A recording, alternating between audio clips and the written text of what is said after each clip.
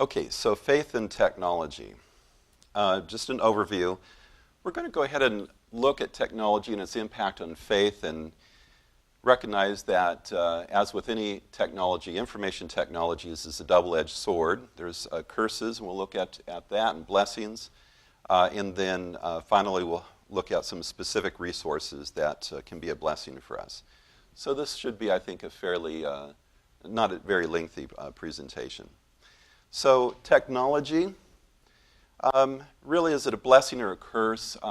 Practically all technologies are a mixed bag. I think we recognize that.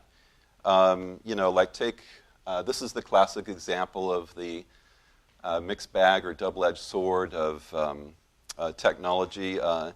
Nuclear power can be, low cost, reliable source of power, but of course can be terribly, terribly devastating in the form of nuclear war. And so this is, if you guys remember, Einstein, wrote that letter to, I think it was FDR, Franklin Delano Roosevelt, describing the findings, the scientific findings of that time about nuclear power, and they're beginning to realize that, no, this could really be a tremendously powerful weapon. And so we have that historic letter of Einstein sort of explaining this to the president. But on the other hand, it's the information technologies can also be a tremendous curse. And I want to focus on the curses first, because I want to sort of end on a positive note. So let's go ahead and take a look at these information technologies. Think of sort of the internet as a classic example of information technologies. Can the information technologies be distracting? Absolutely yes. So let me go ahead and give you some couple examples. You guys probably have your own examples, but here's where it really sort of dawned on me. I was visiting Tucson, Arizona, and I visited the University of Arizona Tucson, and I needed to send some emails, so I dropped by, I think it was a Starbucks on campus, and I was there using the internet, and there was a whole line, probably 15, mostly students, I suppose, in line, and every one of them, 100.0% of them, was just got their face buried in their smartphone, and that's the millennial generation. That's the world in which they live in. Another memory that illustrates this point is I was traveling to Haiti after the earthquake in 2010, and I think I was in Atlanta or something like that. And there was, I was waiting, had to wait a few hours for the next flight, and I was there in a waiting area, and it was very clear to me that there was a group, I presumed that they were probably senior high school students, that were waiting in the same area. And there was probably 10 of them or 12 of them traveling all together, it seemed to me. And they were chatting, carrying on a conversation with each other. And it's sort of like, hey, that's their gig. That's them. I wasn't really interacting with them. But the thing is they were not chatting with each other like this. They were, they literally, 100% of them, they were looking at their phone. I presume a lot of texting going on. And they were carrying on a conversation with each other without even looking at each other while they were multitasking, while they were simultaneously tapping on their phones. And I thought, well, are they connected? Are they not connected? Are they hyper-connected? I'm not sure. But this is the distracting nature of the technology.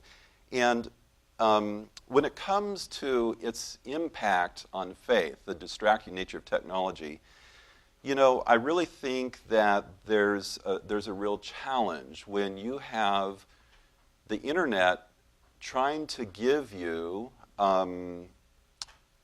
things that are tailored. They look at your email, they look at your searches, and then they tailor links and your next YouTube that you're going to watch based upon your interest. makes logical sense. That's if they get your interest, then you participate in watching their video or going to their website or whatever, buying a certain item. And so they're always going to tailor it to your interest. Well, your interest is what you're interested in. And when you go that direction, they'll give you more YouTube videos or more links that sort of reinforce your interest. And so you can just get easily buried or sort of spiral down into just spending hours following your interest, because that's what they're giving you. And so as Christians, how does this impact us in terms of like our devotions? How does it impact us in terms of where we spend our time?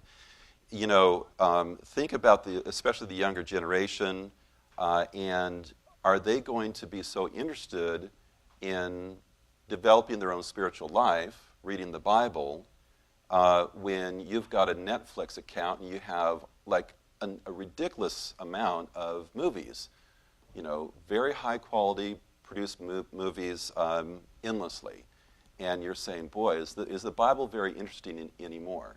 And so fiction becomes more interesting than truth. Pornography, of course, we have to mention that. That is a rather significant impact that the internet has had. I was wanting to pull up some statistics, and there's a whole lot of statistics about the harmful effect of pornography. I do sometimes wonder about the accuracy of the statistics, but here's some that are cited. 40 million American people regularly visit porn sites. You see on the bottom there, it says about 200,000 Americans are porn addicts, or 1 in 80 males. Well, if you run those numbers, then 40 million divided by 200,000 comes to 1 out of 200 people that regularly visit porn sites are addicts. That doesn't seem like an accurate statistic. Something's going wrong there. But nonetheless, you have a large number of search engine queries related to pornography. This is a scary one. Search engines get 116,000 queries each day related to child pornography. Every 39 minutes, a new pornography video is being created. That comes to about 13,500 each year. So it's a huge problem. I did come across, this is interesting, to see where is pornography legal and where is it illegal. And pretty much I think the story is that the West, it's legal. The Muslim countries, it's illegal. And then countries like India, China, Russia are sort of, may or may not be legal, or sort of restricted legality. And so that was sort of an interesting thing. Of course, the gray areas where we don't have, the person who compiled this didn't have the data. But if you think about the impact that pornography has, I think it's sort of a hidden impact, but probably very large in terms of the number of divorces in which this plays a role. Just the way that the younger generation, as they get into pornography, then they can have their sort of sexuality diverted away from creating a family and sort of apart from that. And I think it is our society is probably going to be really terribly impacted as a result. And there's many other issues that the internet and other information technologies bring to light as it impacts faith. When you have so many people that can not only receive information, but they can generate information, then if the hurdle is so low, you can go onto Facebook and you can write anything. You can go to a Wikipedia article and you can write anything. Then the question is, in the past we had sort of authorities, sort of trustworthy journalists or theologians or things of this nature. And now the level field is rather, just flattened out, and in this cacophony of noise, we're trying to figure out what to believe. That's one issue. I would also, for me, this is sort of a personal thing that I'm sort of personally concerned about, and that is, as we have, the increasing information technologies, I do have a concern about how Christianity views prophecy and understands the role of technology in the end of time. I think my belief is that probably most evangelicals have this dispensationalist sort of view. And from as I've spoken with them, the mark of the beast is a computer chip inserted under the hand or in the forehead is their thinking. And as these technologies develop, I think it sort of strengthens this idea of a one world government, cashless society, and that being the mark of the beast. As Seventh-day Adventist, we believe that the seal of God, which is in the forehead, is not a computer chip. Doesn't make a sense for that to be a computer chip. And by logical extension, the mark of the beast can't be a computer chip either.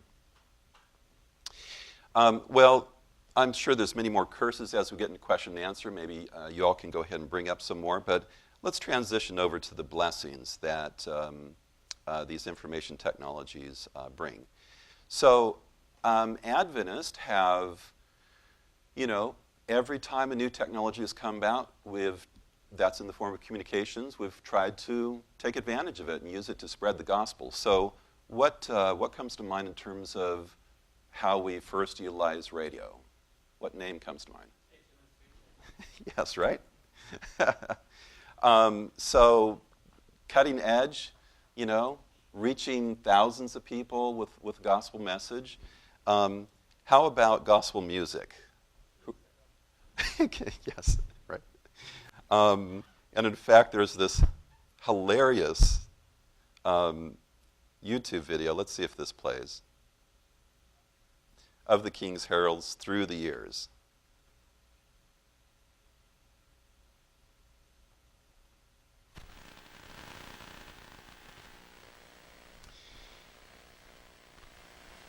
And it starts with the very first.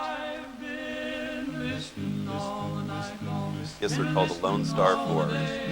And I think HMS Richards Sr. had a role in getting King's Heralds going. But what's so funny about this is, to me, is to see their styles throughout the years. They were always sticking with the times. And so here they are in probably the 20s and 30s, getting into the 40s.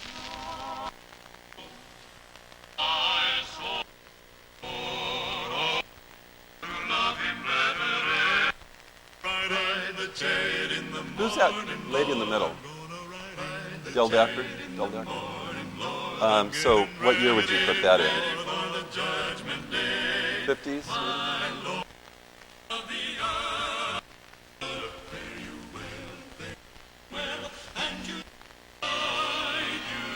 It was 1967 and 1971.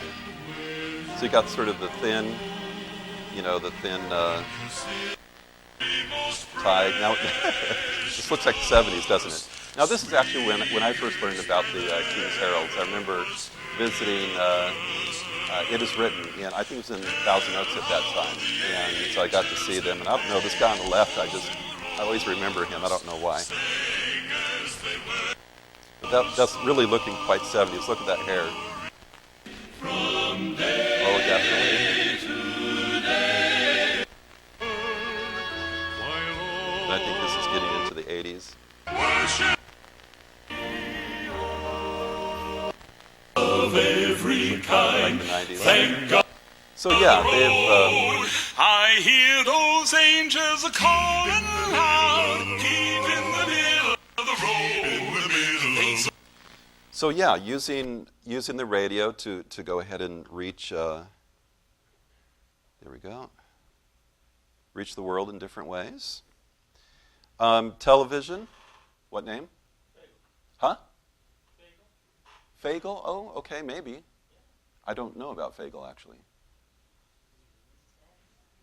Any other name? Vandeman is what I was thinking. So who's Fagel? Faith for Today. Really? New York-based television service. First they had television programs. Up until when? For 60 years or something. Wow. And what was the title called? Faith for Today. Oh, okay. I've heard of that. Huh. Well, this is who I remember. Did we have Fagel here in the Faith for Today in the 70s on TV in this area? Seem to know. Anyhow. Yeah. This is what I remember, George Vanderman. We will not fear, for God hath willed his truth to triumph through us. The prince of darkness grim, we tremble not for him. His rage we can endure, for lo, his doom is sure. One little word shall fell him. Think of it, one little word from our Lord Jesus Christ, and Satan's host must flee. Friend, are you oppressed by the enemy right now? One word from heaven can rescue you. Are you burdened by guilt or fear? Come without delay for the help and the healing you desire. Shall we pray? Amen.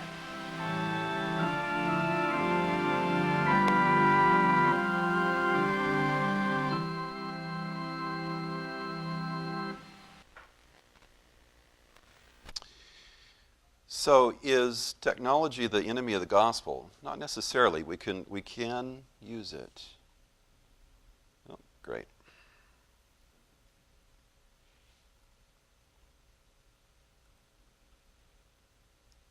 I could plaster the screen with ministries that are basically media ministries. They use that's what they do. They use the technology to reach the world in many different ways. And I think it's sort of cool that with these information technologies, there can be all sorts of individuals and groups that can sort of throw themselves into the Lord's work and potentially reach a very large audience throughout the world. They can be missionaries throughout the world without even traveling there. So now in the presentation, I'd like to sort of move on to specific resources, and I hope that you'll find this to be very practical and helpful. Let me just first point out that churches have websites, like our church, the University Church. This is their website, and so this is if you want to be connected to the church and find out what's going on, what are some upcoming events, or if you were traveling and couldn't be present, you can go ahead and check out the last video of the sermon. All sorts of things that allowed church members to remain connected to the church through the website. Bible Gateway is, I believe, the most visited Bible website on the internet. And they have just a ridiculous number of Bible versions. Let me pause at this time just to ask you guys, in terms of like serious Bible study, what resources do you guys know about? Logos. Okay. There's a similar site. It's called Blue something. It has many Bibles and lots of other. The Blue Word? What is it?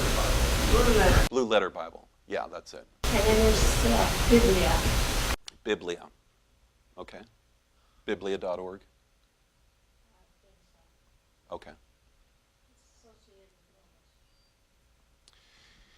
Yeah, I mean, you can get a large number of commentaries, and a lot of the stuff is free. Bible Gateway is free, including all the different versions of the Bible. I mean, they just have, they have versions in different languages, and you have, just almost everything. I would like to point out, how many of you, show of hands, how many of you have heard about Ellen White Audio? Okay, time to learn. So a friend of mine developed this website. And he liked listening to Ellen White's writings, on his headset when he's traveling or walking around, whatnot. And so he threw himself wholeheartedly. I mean, this is just a labor of love for him. And he started ellenwhiteaudio.org, and he contacted people, asked, searched, whatnot. Found out that there was somebody in the 1970s in the Deep South had read a lot of her materials onto cassette tapes, and he was able to get those, and they were converted into digital format, and they keep adding languages there. 1, 2, 3, 4, 5, 6, 7, 8, 9, 10, 11. 11 different languages. And the English one is, in particular, has a large number of titles. This is just A to D. So you could imagine this list goes 2 floors down or something. And so you can go to Illinois Audio, you can select on something and say, oh, let me go ahead and listen to counsels on health. I do this. Even when I'm driving, I'm right now listening to The Desire of Ages. It's really convenient. It's really great. So that is a great resource there. Show of hands, how many of you know about AudioVerse? Okay. So this is one that I know a fair amount about, because AudioVerse actually got started with a Sabbath school on campus, a young adult Sabbath school, Advent Hope.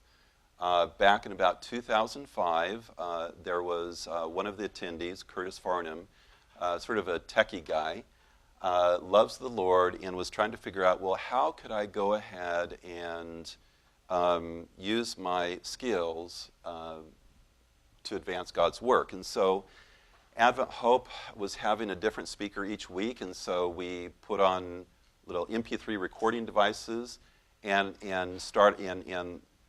Curtis is just phenomenal when it comes to programming. And so he programmed a very useful, very functional, aesthetically pleasing website, audioverse.org. In fact, they even did a little,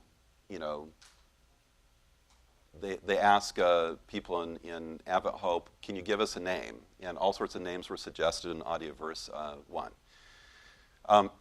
Or was selected. And so it just started out by just putting Advent Hope's sermons online. Well, people liked it. And so the word started getting out, and there was more and more traffic. And right at that time, there was a young adult group called GYC, Generation of Youth for Christ, that had a conference. And so it was here in Pine Springs Ranch, and so those messages were recorded, and now there was not just Advent Hope, but now GYC had the audio files. And then other people learned about them. I remember we had a restoration series. It's an evangelism series on campus. That was recorded and put up. And more people said, well, could you put ours on? Could you put ours on? And so there was, ministries were selected, and it just sort of kept growing and growing. And the more it grew, the more people learned about it. They were talking about it, sharing about it, until it has become huge. And let me just show you the website. There's all sorts of things. Like there's this thing. These are brief videos. They've gone from audio, now they're adding videos. And this is a little, just like 5-minute segments about the history of Christianity at different points. I think this is Ireland, if I'm not mistaken, that video. But, there's speakers, there's presenters, there's conferences. You can search by topics, So I contacted the president of AudioVerse, and I think it's president is the title, or director, probably director. And I just asked for some information about what has AudioVerse been doing. And here's some stats that he gave me. There are more than 15,000 archived messages, and these are typically like full sermons on the website now since 2005.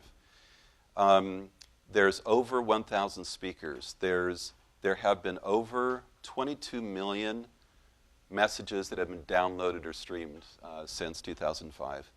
3.5 million each year, more than 200 countries around the world, which is practically all of them.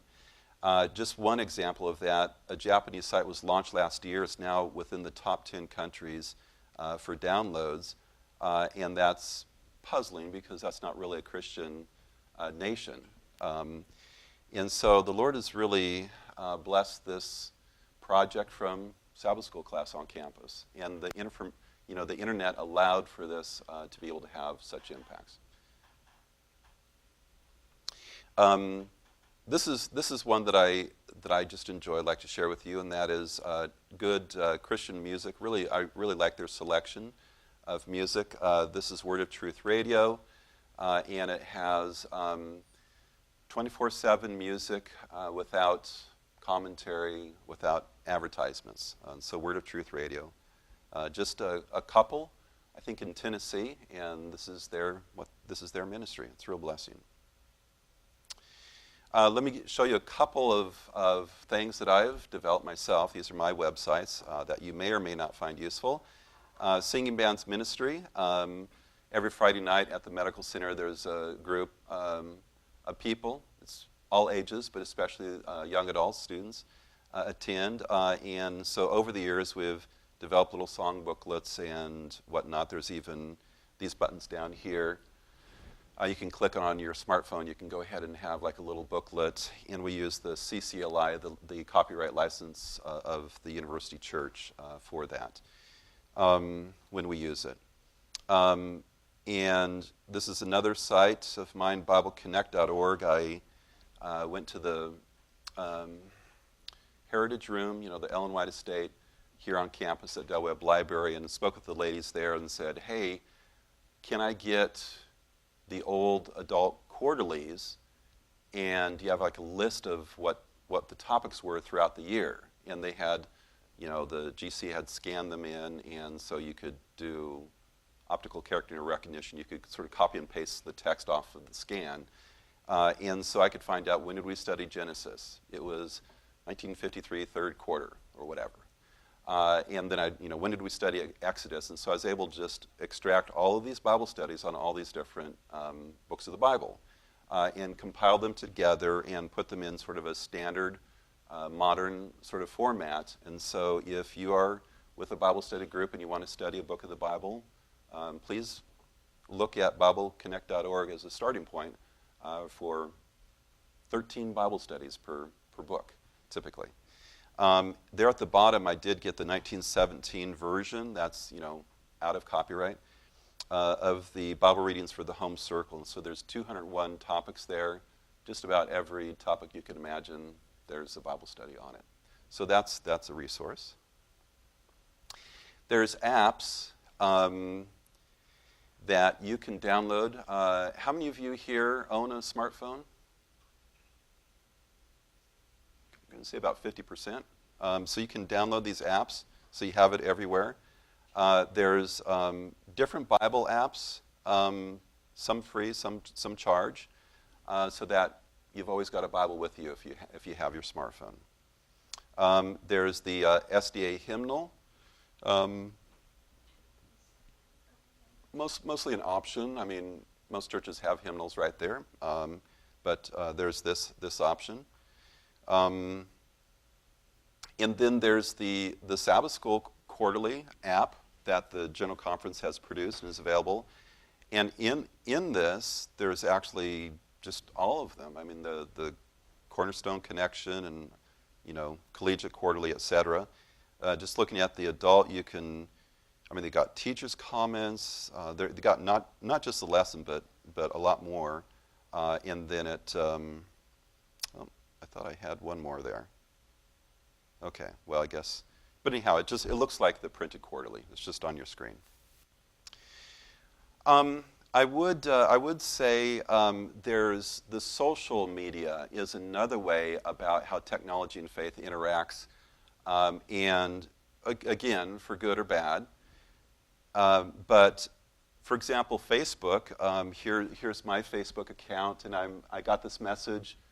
Just in this, it's a whole stream of people posting things, and these people are often people who are your Facebook friends with, so the people that you know. I know Karen, and she's saying, hey, come be blessed with the Revival Special Week all about Jesus with Pastor Lee Vinden at the SDA Church in Calamasa from July 28th through August 5th, and she places us here. I don't know if this is a link to a little YouTube video in which Lee Vinden is advertising. Maybe it is. But she posted, and lo and behold, her several hundred friends, they see that in their feed. And so this is just a way to be able to share the faith in God with people who you have influence with because you're networked as friends. And so this is a positive use of technology. Forums are also a way to use technology to go ahead and share. There's all sorts of forums on all sorts of things. And I know some of you here do engage in that setting. YouTube videos are also a way to put something out there to go ahead and share with the world. There are some pretty well-designed, attractive videos that seek to get the gospel message There are out. 3 books in the Bible known as the wisdom literature: Proverbs, Ecclesiastes, and Job. The first, Proverbs, showed us that God is wise. So just as a very little clip to just show you an example of what some people are doing. They're using YouTube, and they're just placing out there, and for whatever reason, people in searching come across it, and it can have an influence upon them.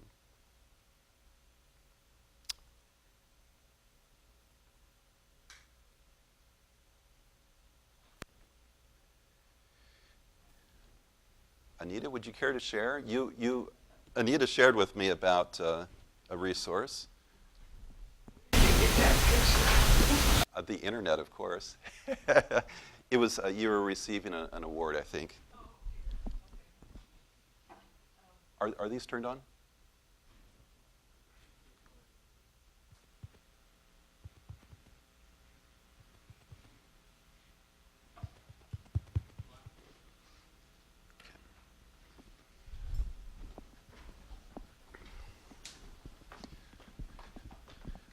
Thank you for sharing. Thank you.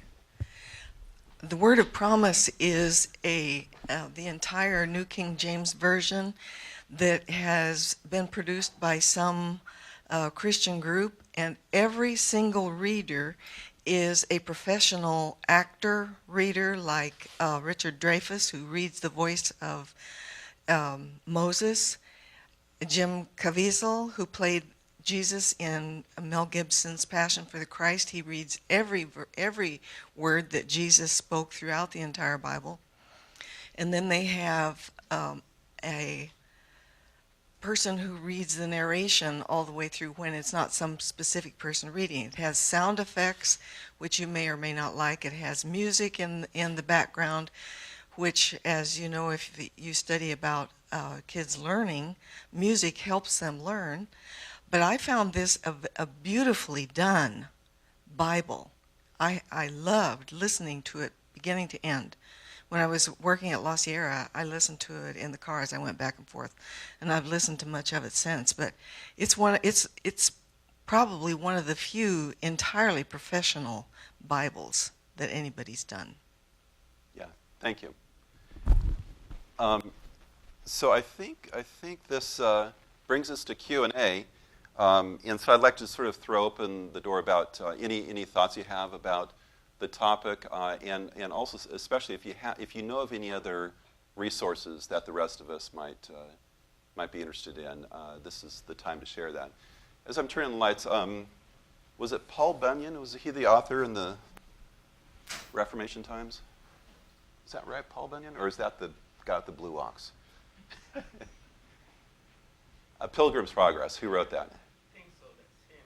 Paul Bunyan. At that time. So they've produced a sort of what do you call that? Where it's not you're just reading it, but there's different people with different voices. I don't want to say animated it, but anyhow, livened it up. Anyhow, that's available as well. That's very enjoyable to hear read. So anyhow, that's my presentation. Now it's your turn. I've downloaded different people who were reading Ellen White's books, and one of the problems that I've found in the audio is that the person doesn't necessarily know all the words they're reading, and so they mispronounce them and they give them the wrong emphasis. And so I'm just wondering, do you know of anybody who has done her writings who actually sounds like they know what they're reading about? So my friend who developed ellenwhiteaudio.org, I've spoken with him, and he has had to compile from different sources, and of course he's trying to get the best quality. Fortunately, it's very fortunate, the Ellen White estate actually hired a professional person to go ahead and read it. It's very high quality stuff. So her major books are done professionally like that. Are they done with a woman's voice or with a man's voice? Woman's voice, if I'm not mistaken. Is that a good thing? Yeah, I think it is. She was a woman. Well, that's true. That's true. Let's vote.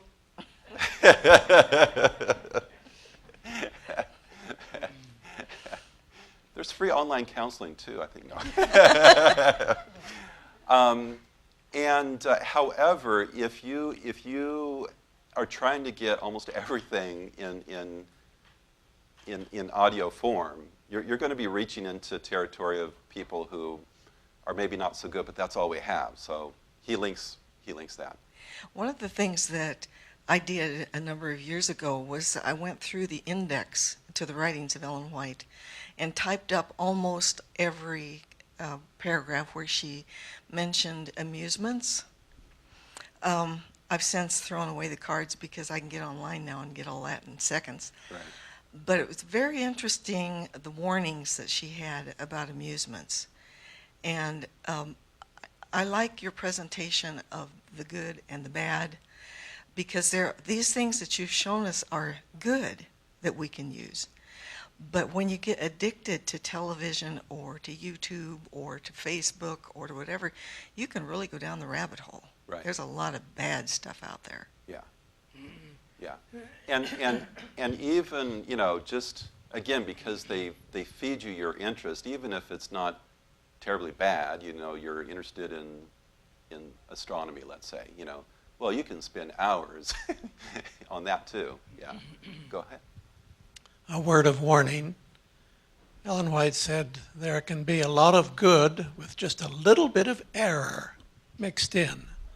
And to use some of these media where they're preaching and expository and whatnot, you have to use a sieve to sieve out that which is good. So just a warning, not everything or everybody is good. Right. And I would especially throw in, as you're going through things, you'll come across really infidels, people who present a very intellectual, well thought out argument, and it can set your mind sort of like, well, what about it? And introducing doubt. And so we have to have the sieve filter turned on all the time. Go ahead. I'm very interested in mission. And one of the things that has been very appealing in the last year is the ability to download programs in countries like Iran, Algeria, the millions. I don't have the numbers. My son, who's into this kind of stuff, has given the numbers. And it's amazing how many downloads of Adventist World Radio in the languages of these countries. For example, Berber for Algeria. Right. And they had a fellow, was a student at Middle East University, where our son is, and they recorded these things and put them on there, and he came back with the millions that had been downloaded. Another interesting thing, and it's also because of my son, IntelliPaper. This is, I don't have enough smarts on to explain it, but what they do, and the General Conference has now contracted with IntelliPaper, they will put up a card, and then on the edge is a strip, which folded up can be stuck into your computer, and it has the first lesson of a series of Bible studies and a few other things. And partly because it's so interesting that this piece of paper can be folded up and stuck into the computer and will give you information, people are reading it. And the General Conference has is working with IntelliPaper to use it. IntelliPaper is run by an Adventist Brazilian guy in Spokane, and it's totally new and different. Nobody else is doing IntelliPaper. You can look it up on your phone, IntelliPaper.info. Right, right.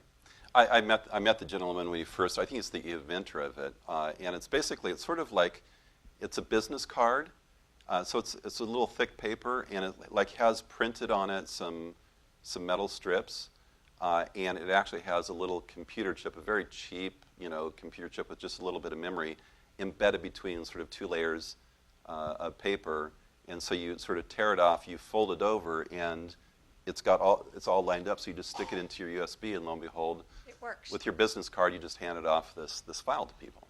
It's quite impressive. Go ahead. There are all kinds of Adventist sites on YouTube right now. Yes. I was in Italy about 3 weeks ago, standing in line to get into a museum, and my sister and I got to talking to a woman who I would guess was in her late 50s, and her son, who was a theology student, I believe it was in a Lutheran seminary, and she said she had been listening to one of the Adventist sites by, I think she said, Steve Wahlberg for 10 years, and she loved what she was learning from Adventism. The son was not amazed or amused, either one. But we have no idea where the message is going when it's put on technology. I think it's incredibly wonderful. And even the old technology of radio, there's a lady, an Adventist physician, Linda de Romanet, and like her ministry is to buy radio stations, and there's like this whole science to getting the proper market, and where the shadow and the broadcast, there's a whole science to it. They have one in Columbia, I think it's Columbia, South Carolina, and they don't do music, they don't do children's stuff, it's just sermons, just 100%, That's what works the best. That's how she feels. And so there will be people that will show up to the Columbia Adventist Church there in the capital of South Carolina, and they're like, I'm ready to be baptized. They've been. It's like, well, who are you? I've been listening. Oh, okay. So this is. I mean, they've had hundreds of baptisms from that one radio station. It's amazing. If properly used, what technology can do. Any other resources? I bet you guys must know some. Yeah. Here, let's get you. Yeah, I just wanted to share for the smartphones. I believe this is from the Ellen White estate. It is from the Ellen White estate. It's all the writings of Ellen G. White, and it's just called EGW Writings. And it's a nice app. It's very easy to use, and it has all of her writings. Excellent. Thank you for bringing that up.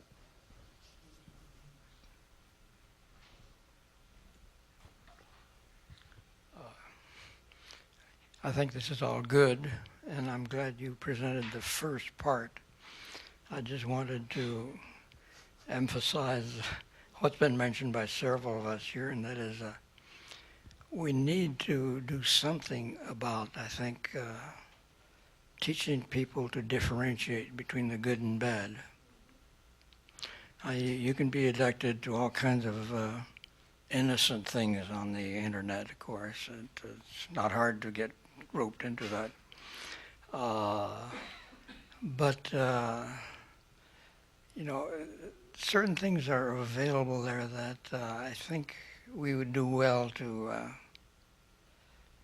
warn people about this. For stated sometimes, our grandparents didn't have rave parties, and the typical answer to that is, well, they just didn't think about it.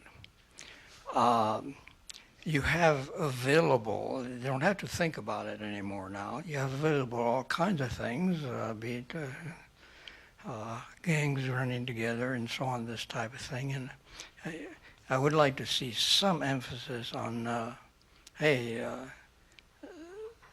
there's tremendous good here. There's also tremendous danger here, and you need to learn how it can trap you. And I think that's true for practically everybody, but I would say especially the millennial generation. I mean, to what extent is there discussions at our universities to help them distinguish the good from the bad, because it's all out there, you know. It's insidious. And you will be exposed to stuff just incidentally. You know what I'm saying? Yeah.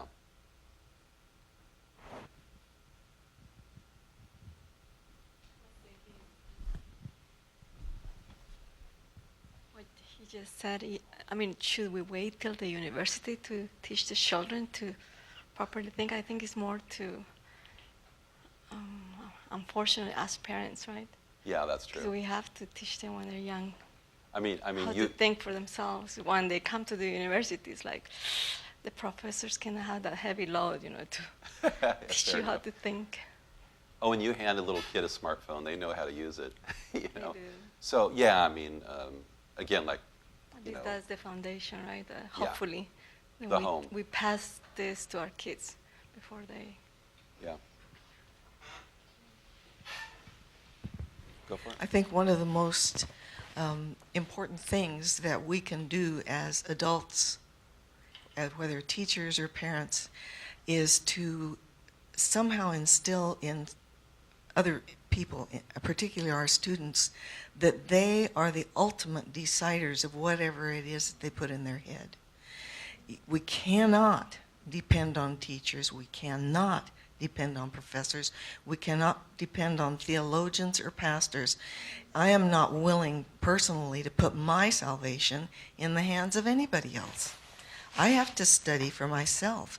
And somehow we have gotten the idea that I'll learn from Dr. Wise Person.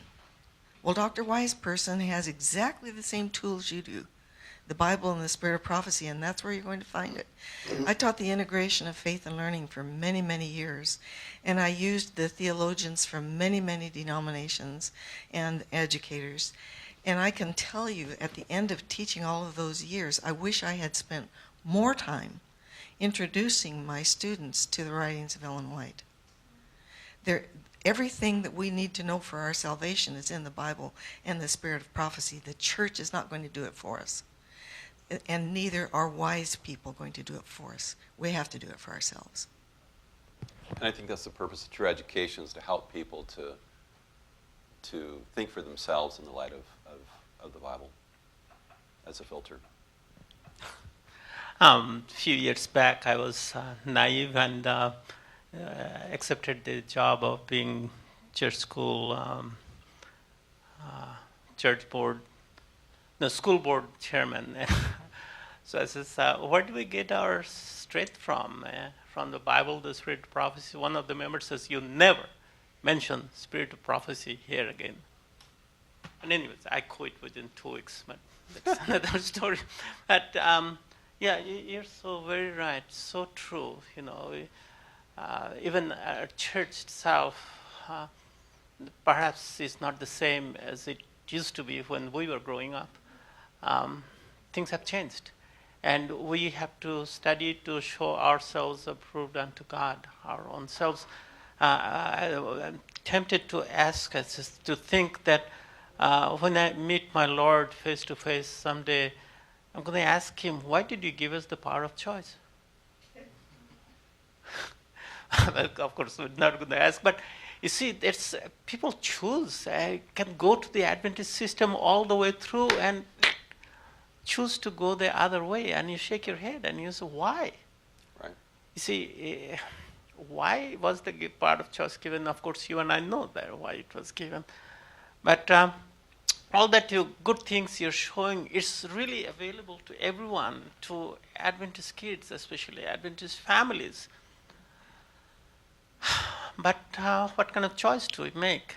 You know, I travel quite a bit, and the Hacksaw Ridge came about the time I was in the plane, and more than half of the people in Delta flight were watching Hacksaw Ridge.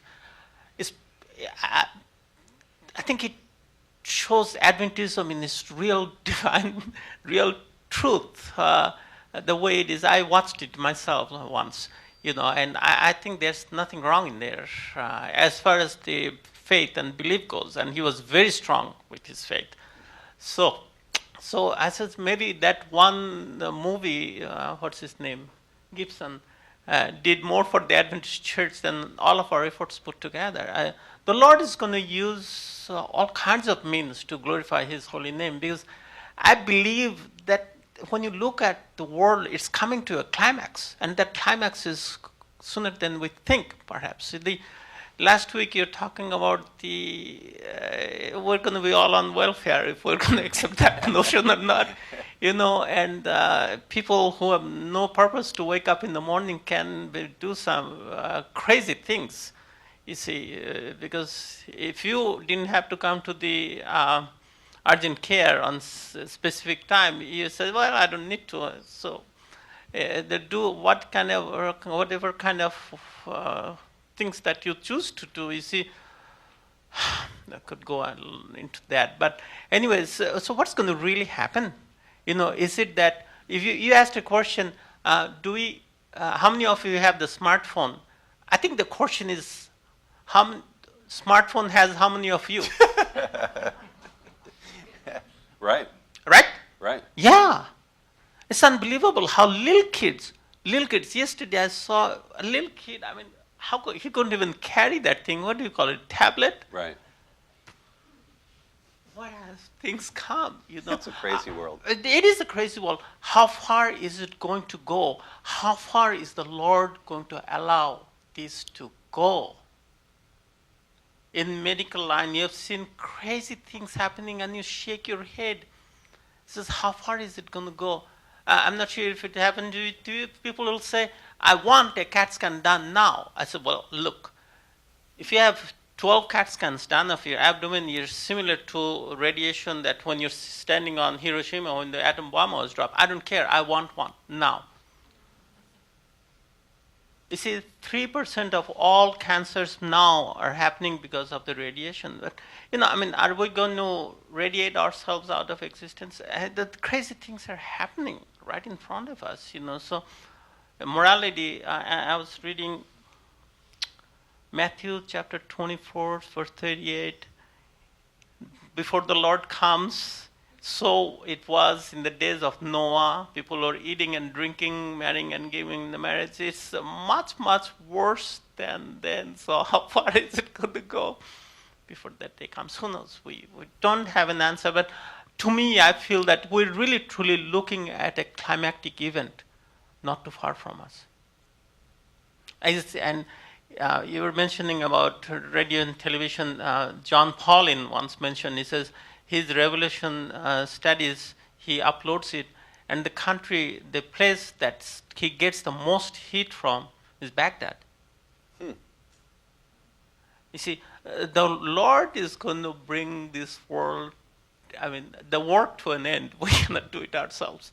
But it's beautiful. What I would say is I don't believe that the time of the end is dependent upon technology. I think it's not. The Lord could have come well before this. Right. But we should take advantage of every means that we have to reach, we can reach into countries that don't allow missionaries in. And we can reach now through the internet. Absolutely. Anybody else? Okay, I think that does it. Thank you for your time. Happy Sabbath.